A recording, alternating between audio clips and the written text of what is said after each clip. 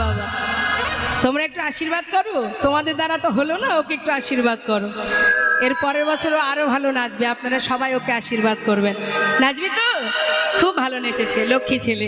গোবিন্দর মঙ্গল করুক, কৃষ্ণ ভক্তি দান করুক, গোবিন্দ সেবায় লাগুক। নিতাই গৌর হরিবল হরিবল।